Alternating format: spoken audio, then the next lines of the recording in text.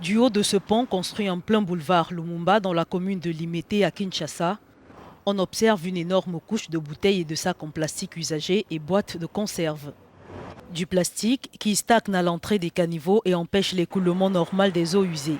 Les populations pointent un doigt accusateur vers les autorités, peu préoccupées selon elles par cette situation.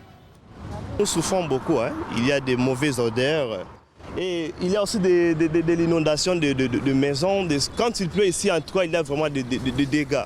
Nous lançons un appel au gouvernement de venir faire l'acquirage ici parce que nous souffrons vraiment ici.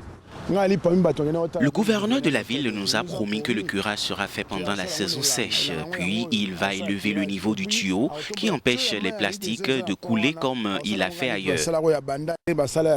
Mais là, avec ce tuyau, rien n'est résolu et les bouteilles plastiques empêchent l'eau de couler normalement. Quand il pleut, ce sont nos maisons qui sont inondées. À la rivière Kalamu, l'un des affluents du fleuve Congo, dans la commune du même nom au quartier Kaoka, le visage est le même.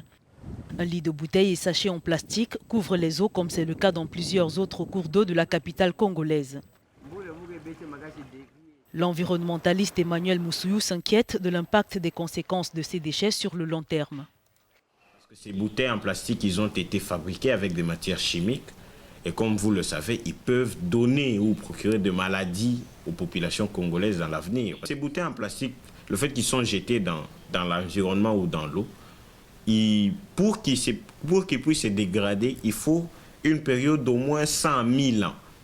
Vous voyez la gravité de la pollution comme on est en train de le chercher au fait. Donc il y a lieu de bien préserver nos rivières tout en évitant le fait de jeter des bouteilles en plastique. Il n'y a pas que ça, et des déchets solides et ménagers.